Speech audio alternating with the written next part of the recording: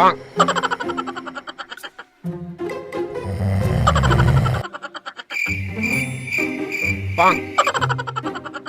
Mamila, oh, akala siguro natutulog ako. Hindi pa ako natutulog, Mamila. Si Kuya Blackie lang ang tulog, hindi ako, uy. Ang sarap ng higaan ko dito, no, Mamila. Inunahan ko talaga dito si Kuya Blackie sa mga una ni Ate Tibon kasi mas masarap mahiga dito, malambot-lambot.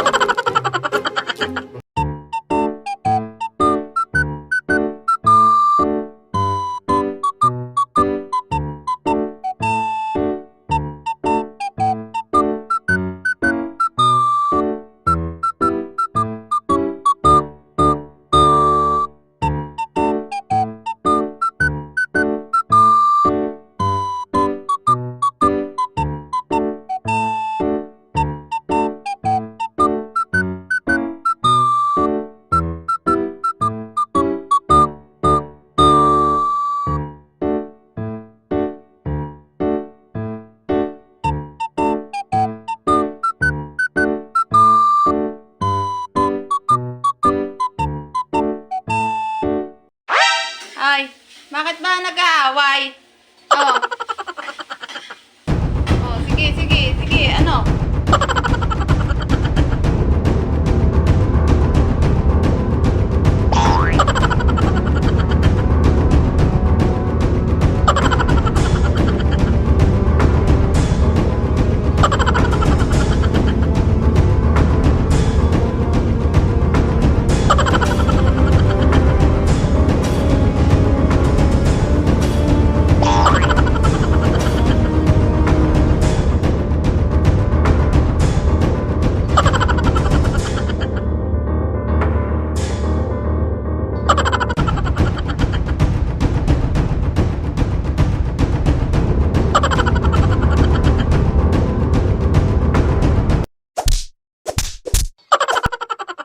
Ano pare, hindi ka makalaban ngayon? Ang tapang-tapang mo kanina, napakaligalig mo, nananahimik ako sa gilid eh.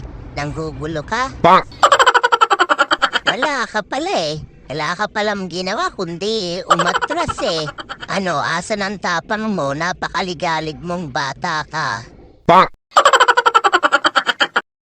Kaya yung dalawang batang pasaway. Tama na, kulit. Ayaw na ni Kali. Oh. Atras si Kali eh. Oh. Oh. Atras si Kali. Ano?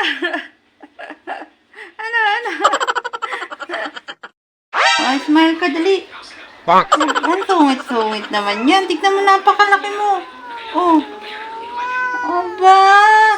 Napakasungit na. Ang lakas-lakas naman kumain. Baka, hindi na mabigyan ng pagkain yan. Tignan mo, ang laki ng tiyan mo. Ang laki mo, oh. Oh, mas malaki ka na kay Cinderella. Aba. Aray.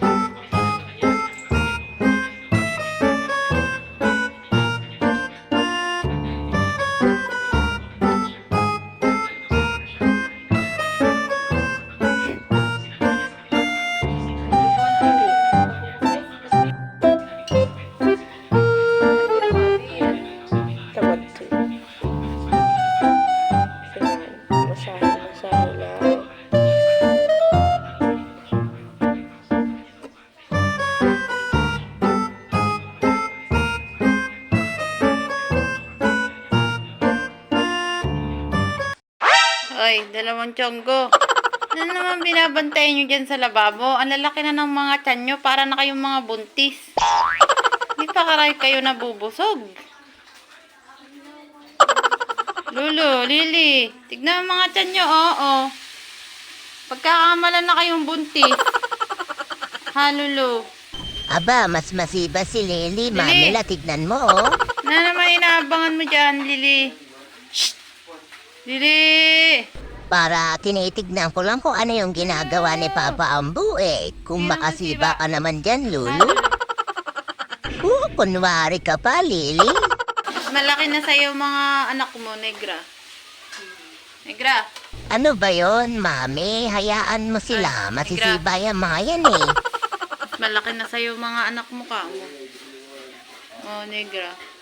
Ang lalakas kasi kumain yung mga yan, Mami. Kapag binibigyan mo ako ng pagkain, inaagawan pa ako.